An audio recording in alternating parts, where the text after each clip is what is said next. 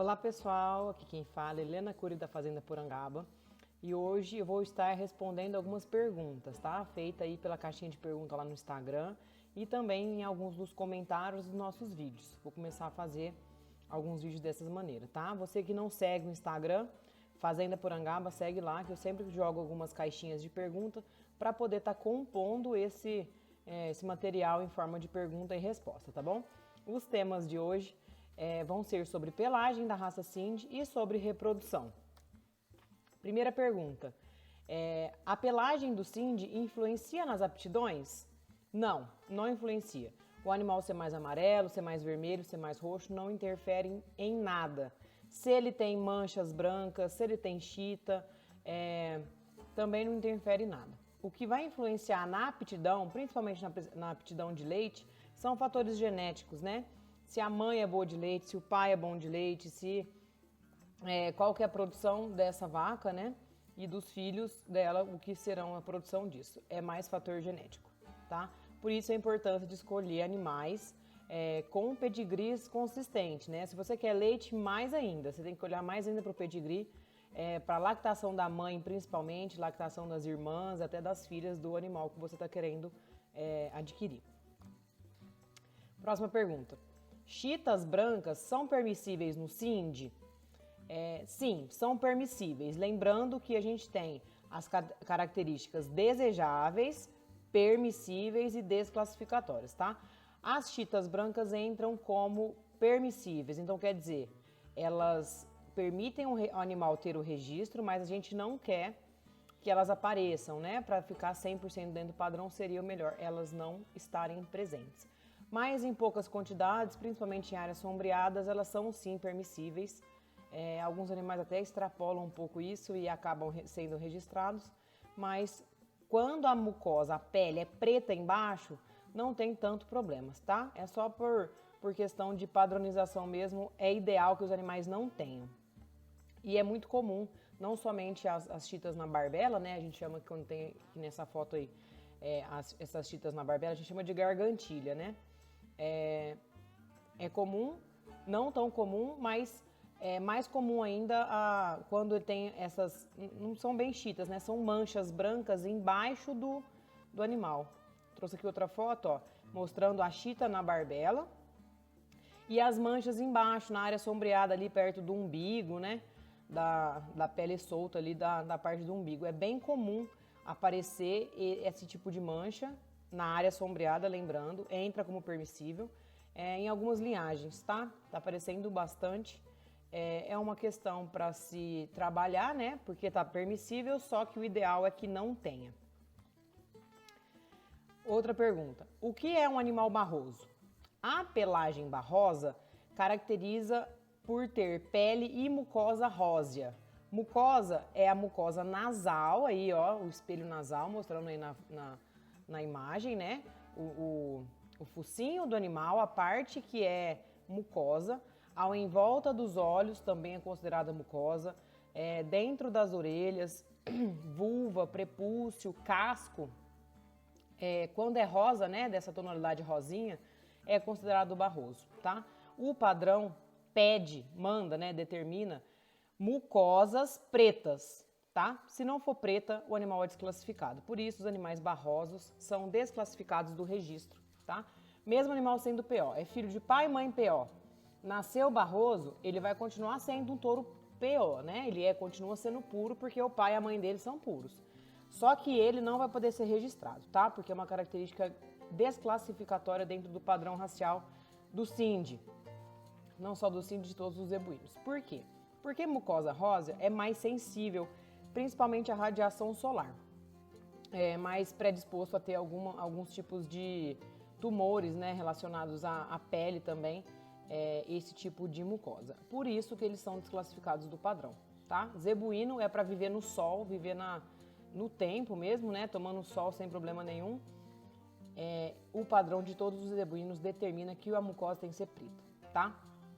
E devem ser descartados dos rebanhos PO que fazem seleção, porque o gene que determina o animal ser barroso despadroniza o gado, né? Imagina, você tem uma vaca barrosa, o filho dela pode ser barroso, mas pode não ser, né? Pode ser que uma vaca barrosa pare um bezerro com focinho preto normal. Só que esse bezerro do focinho preto vai carregar o gene. Vamos supor que seja um macho. Na hora que você for pôr ele para cobrir as outras vacas, pode ser que nasce muito mais barroso do que um touro que tem pai, mãe, vó, bisavó, tudo do focinho preto, tá? Lembrando que é o focinho, exclusivamente o focinho que tem que ser preto, tá vendo? A pele do animal, né? A pele toda embaixo do pelo tem que ser preto, no caso do barroso também é rosa. Se você depilar uma parte ali do animal, a mucosa dele e a pele é rosa. No caso do padrão, é preta, tá? Lembrando que ao em volta do focinho, tá vendo que tem uma parte mais clara aqui, ó, em volta do focinho? É permissível, no caso, é desejável dentro da raça, tá? Um animal vermelho com a borda do focinho e a borda dos olhos mais claras. Isso é 100% desejável, tá? Eu tô falando exclusivamente do focinho. Repara, o focinho desse animal de cá, preto, e o focinho aqui, rosa. Bom, agora para as perguntas sobre reprodução. Primeira pergunta: melhor usar touro ou fazer IATF? Essa é uma pergunta que a resposta é depende, né? Vocês não gostam muito quando a resposta depende. Só que a IATF precisa de certas condições para poder ser realizada, né? IATF é inseminação artificial no tempo fixo, né? Fazer a inseminação do gado. Precisa de uma estrutura, precisa de curral, precisa de brete, precisa de mão de obra, né? Você vai ter que separar o gado, precisa de alguém capacitado para inseminar, você vai precisar dos equipamentos, né? Do botijão de sêmen, do nitrogênio, pipeta, bainha para inseminação. Precisa de uma certa estrutura. Não é qualquer lugar que dá para colocar em ATF. Nesses locais que não tem estrutura, o touro com certeza é a melhor opção. Porque, por exemplo, você tem uma fazenda, tem umas vacas na fazenda, só que não tem brete. Como é que você vai inseminar a vaca? Não tem jeito, né? Só se for vaca de leite extremamente mansa, que você peia e consegue inseminar. Mas em grande escala é muito difícil você fazer inseminação sem estrutura, tá? Mas a IATF, quando tem a estrutura, ela permite usar genéticas muito melhoradoras, né? Você pega o melhor touro da safra, aquele que foi campeão em provas de ganho de peso, ou se não aquele que tem filhas super provadas na produção de leite, que tem avaliações genéticas, né, em raças aí que a avaliação é confiável, muito boas, que você pode escolher por avaliação genética. Você escolhe aí em 100, 200, 300 touros, o melhor que você quer usar, que está dentro do padrão que você quer, né? No caso do touro, você não consegue escolher tanto assim, né? Porque se você quiser usar 5, 6 touros diferentes, você não vai comprar um touro de central para soltar na vacada para cobrir, né? Por outro lado, já comentei, né? Usar o touro é mais fácil, tá? Mas se esse touro for bom, né? For um touro melhorador, ele pode agregar também no melhoramento genético. Não tanto como utilizar a IATF, né? Porque na IATF você consegue usar um padrão de touro extremamente mais alto do que um padrão de touro que cobre a campo. Mas se você escolher touros bons, você consegue fazer um melhoramento genético bom. A importância de escolher um touro na hora que você vai comprar. Genética, o biotipo desse animal, o pai, a mãe, tudo é muito importante, tá? E as duas opções possibilitam trabalhar na estação de monta, tá? Eu sou a favor da estação de monta. Com touro e com IATF você consegue usar as duas. Eu trouxe uma comparação mais ou menos de valores, tá? Do touro e da inseminação, porque tem muita gente que fala, mas a IATF é muito mais barata para você fazer do que você comprar um touro. Trouxe mais ou menos para ilustrar, né? Vamos supor um touro, preço de touro vai variar aí entre 15 e 20 mil, touro PO registrado, melhorador, com exame, com andrológico, tudo certinho para poder cobrir suas fêmeas. Vai cobrir aí entre 25 a 40 fêmeas, tá? Dependendo da região até um pouco mais, se for pastos pequenos, né, dependendo da raça do touro, por exemplo, a raça Cindy, se for pastos menores, ele consegue cobrir mais vacas, né? Mas vamos a um exemplo. Vamos supor que esse touro, você comprou um touro e esse touro cobriu 30 vacas no ano, né? No primeiro ano, se você dividir essas 30 vacas pelo valor do touro, né, vai dar mais ou menos uns 500 reais por vaca prenha. No primeiro ano, tá? Se você for colocar que um touro cobre bem durante 4 a 5 anos, você dividindo, né, esses 4 anos de serviço pelas 30 vacas por ano, ele vai ter coberto 120 vacas em 4 anos, né? Se você dividir por 18 mil reais, né, um preço aí que eu coloquei de um touro, vai passar por 150 reais por vaca prenha, o seu touro melhorador. Lembrando que já no primeiro ano você paga esse boi, né? Vamos supor que você pagou 18, 20 mil no touro. Se ele te produziu 30 bezerros, te proporcionou 30 bezerros, só o lucro dos bezerros, né, vai dar 60 mil, mais ou menos a 2 mil reais de média, já pagaria esse touro para você, tá? Claro que tem outros fatores, né, que tem custo, mas pensando só no custo touro, no primeiro ano o touro já se paga. Mas um porém, não é toda raça de touro que cobra pasto. Ah, eu quero comprar um Angus, Aberdeen Angus, para soltar no Nordeste brasileiro, que o clima fica 40 graus, sem sombra, na pedra, não cobre. O touro simplesmente não vai cobrir. Raças taurinas têm uma predisposição a ter dificuldade para cobrir a pasto, né, para viver a pasto, principalmente em lugares com muito calor, né, muito calor é inviável algumas raças, tá? Dependendo da raça do touro. No caso do Cindy não teria problema. Vamos para a IATF então. O protocolo mais ou menos R$30 por vaca, mais uns R$30 por sêmen, né, que você vai comprar. Você conseguindo 50% de taxa de prenhez, né, você vai ter um valor de R$120 por vaca prenha na IATF, tá?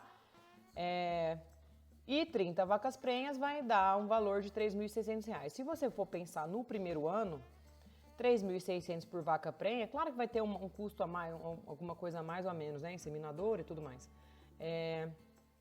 Vamos arredondar para 4.000, 5.000 reais aqui. Fica mais barato você investir 5 mil reais do que, né? Mas aí vai ser o primeiro ano só, né? Nos anos subsequentes o touro consegue bater esse valor. Contando que esses hormônios, né, o hormônio para você fazer o protocolo custa muito caro, é a maior, assim, o mais caro do protocolo são os hormônios. E eles estão numa crescente alta, né, cada dia mais está mais caro. Então, se colocar aqui o quanto que esses hormônios podem aumentar, talvez já fique bem mais caro, esses R$120. Só que o lado bom do hormônio é que ele auxilia na ciclicidade da fêmea. O que é isso? Eu tenho uma vaca lá, tá meio magra, parida, ela tá em anestro. Anestro é aquela vaca que não dá cio, ela não vai dar cio. Por quê? Porque pode estar muito magra, pode estar faltando algum mineral, o bezerro pode estar muito novo, né?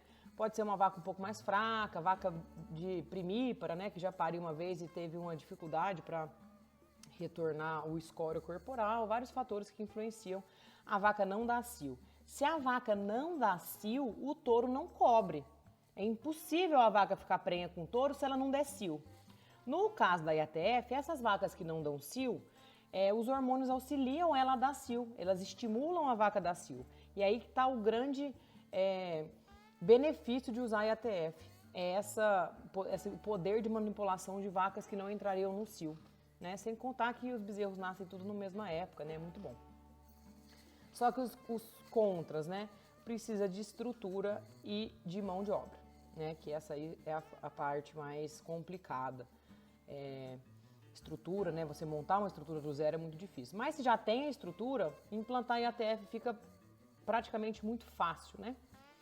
Possibilita usar várias genéticas. Ah, não, eu quero usar 5, 6 touros diferentes. Ou proporciona opção de cruzamento. O Aberdeen Angus não cobre a pasto. Então você tem que inseminar. Você insemina de um Aberdeen, vai nascer os meio sangue Aberdeen. Tá bom? Na minha ideia, qual que é melhor, touro ou IATF? Eu gosto de usar as duas em conjunto, né? Faço uma rodada ou 2 rodadas de IATF e faço repasse com touro. Porque eu pego a parte boa dos hormônios, né? Que ajudam a vaca a entrar na ciclicidade. As que não pegaram na primeira ou segunda inseminação, elas já vão estar ciclando por conta das aplicações dos hormônios. Aí deixa o serviço para os touros. O serviço faz, os touros cobrem muito bem a pasto. Touro Cindy no caso, né? Cindy, Nelore, zebuínos em geral cobrem muito bem. Não tem problema aí a nossa porcentagem de prenhez final fica bem alta usando essa estratégia. Ótimo. Próxima pergunta. Qual a idade para iniciar a reprodução da raça Sind e das meio-sangue Sind? Primeiro ponto. Precocidade sexual é diretamente ligada a manejo alimentar, tá? Por quê? O que é manejo alimentar? É aquilo que você vai fornecer de alimento para a sua fêmea, né? Claro que tem um fator genético, né? Mas o fator genético de precocidade, ele não se expressa se não tiver alimento, se não tiver o básico para a vaca se alimentar, para a bezerra, no caso, se alimentar, tá? E além da precocidade de primeiro cio estar relacionado ao manejo, a manutenção da gestação e a reconcepção também. O que seria isso? A bezerra emprenhou muito nova, soltou no parto, faltou comida. Pode ser que ela fique muito magra no parto, porque ela está crescendo e gestando e produzindo leite depois que ela parir. Se não tiver comida para ela fazer essas três coisas, uma das etapas ela vai falhar. Ou ela não vai crescer, ou ela não vai engordar, ou ela não vai dar leite, entendeu? Ou os três, né, junto. E reconcepção justamente por causa disso. A novilha pare muito, muito magra, não consegue recuperar o score e não emprenha novamente. Você ganha um ano, mas depois você perde, se não tiver uma alimentação boa, tá? Lembrando, tem a questão de genética sim, tá? Mas a alimentação determina muito. No caso da raça Sind, o que a gente tem aqui de médias, né? Para entrar no primeiro cio ou primeira inseminação, tá? Essas idades. Com boa alimentação, de 12 a 14 meses, você já pode começar a reprodução nas suas bezerras Sind, tá? Com boa alimentação, eu digo, após a desmama, né? A desmamar e continuar numa boa alimentação. E também no pré-parto depois. Não pode emprenhar com 12 meses e soltar no pasto, sem ração, sem proteinado, sem nada, no pasto seco, que ela vai sentir. Então, é boa alimentação do começo até o final da gestação, tá? Então, você pode tranquilamente colocar para emprenhar com 12 a 14 meses, desde que você dê essa boa alimentação do começo ao final da gestação. Não tem problema nenhum, depois ela para e gorda, vai dar leite pro bezerro e vai reconceber naturalmente. Tanto a PO quanto a meio-sangue. A gente tem clientes, né? A gente mesmo fez alguns testes com super precoces, no caso da meio-sangue Sind com Nelore, a Sind-Nel. Aí na foto um exemplo. É uma filha do Bitelo em vaca Nelore que vai ser inseminada aos 13 meses de idade, tá? Bom, não, eu não tenho condição de dar uma boa alimentação. Com uma pequena ajuda na alimentação, você já pode iniciar a reprodução das suas fêmeas com 18 meses. O que é essa pequena ajuda? Manter a pasta, um pasto bom, proteinado, né? De alto ou baixo consumo. Se elas estiverem muito magras, você dá uma ajuda com uma silagem, com uma cana cortada, com capiaçu, com palma forrageira, com alguma ajuda que você, assim, tá na seca, tá muito feia a coisa. E elas estão ficando magras, você fornece alguma coisa para ajudar, tá? Mas nada de extrema alimentação, assim. Uma ajuda básica, 18 meses, tá? 100% a pasto, de 20 a 24, que é a idade que eu gosto de trabalhar aqui nas minhas vacas, nas minhas bezerras de pasto. Porque eu não tenho problema, não tenho que ficar com medo delas emagrecerem ou não, que eu sei que com 20 a 24 meses elas não vão emagrecer, elas já aguentam a seca, né? Aguenta a seca depois que ela emprenhar, depois que ela parir. Então é uma idade muito boa para se começar a estação, né, de reprodução nessas fêmeas. Principalmente porque dá certinho na estação de monta, né? A bezerra que nasceu, por exemplo, em setembro de 2020, em setembro de 2022, que já é a estação de monta, a gente já coloca ela na estação de monta bonitinho, tá? E em casos de restrição alimentar, elas podem entrar na puberdade mais tarde, tá? Restrição alimentar seria o quê? Uma seca muito severa, a bezerra não foi enjeitada pela mãe, aconteceu alguma coisa na fazenda que pegou fogo nos pastos, faltou alimento para o animal, não tem cana, não tem palma, não tem nenhuma uma reserva de comida para você dar. Considera-se como restrição, tá? Passou fome. Passou fome mais de 24 meses, 24 a 30 meses para entrar no cio, tá bom? Que aí até ela conseguir se recompor, já passou por uma ou mais seca, às vezes o animal demora um pouco mais, beleza? E o que fazer com as fêmeas meio-sangue Sind-Nel? Lembrando, Sind-Nel é o Sind com Nelore. o que fazer em questão de cruzamento, né? Eu tinha umas vacas Nelore, eu pus o Sind, deu Sindnel. Aí eu segurei essa Sindnel para ser minhas matrizes. O que eu coloco nessa Sindnel? Por se tratar de um cruzamento 100% Zebu, Sind, Nelore, permite vários tipos de cruzamento, né? E com o benefício que essas Sindnel, elas são ótimas matrizes, elas são melhores de leite, inclusive que as Nelore, né? Então você tem um cruzamento 100% zebuíno, que você pode usar touro, porque o Sind cobra pasto, né, as Nelore, e segura como reposição essas meio sangue, que dão mais leite, vão desmamar bezerros mais pesados. Então, como possibilita várias opções, eu vou citar algumas. Por exemplo, voltar o Nelore ou voltar o Sind. Se tem uma fêmea meio sangue, se você voltar o Nelore, vai ficar 3/4 de sangue para o Nelore, 1/4 de sangue para o Sind. Se você voltar o Sind, vai ficar 3/4 para o Sind, tá? Tem essa opção. Se for um sistema extensivo, se for um ambiente um pouco mais difícil de pastagem, né, que uma seca mais severa, eu indico você ficar no 100% Zebu, né? Porque o Zebu para pasto é fantástico. Uma outra opção é fazer o tricross. No caso de fazendas que utilizam, por exemplo, raças taurinas, né, o Angus, o tricross é muito bom, porque vai ficar meio sangue Zebu e meio sangue taurino, né? Mesmo que fique meio a meio do Zebu para Sind para Nelore, continua sendo 50% de sangue de Zebu e 50% de sangue de taurino, né? Que é que você vai colocar um Angus, por exemplo. Nasce bezerro fantástico. A gente fez o teste em Goiás. Eu gostei mais do tricross do que Nelore com Angus, né? A F1 Nelore com Angus. Eu gostei mais do tricross Sind, Nelore e Angus. Porque exatamente por causa do leite da Sindnel. Dá mais leite, o bezerro Angus mama mais, desmama mais pesado, tá?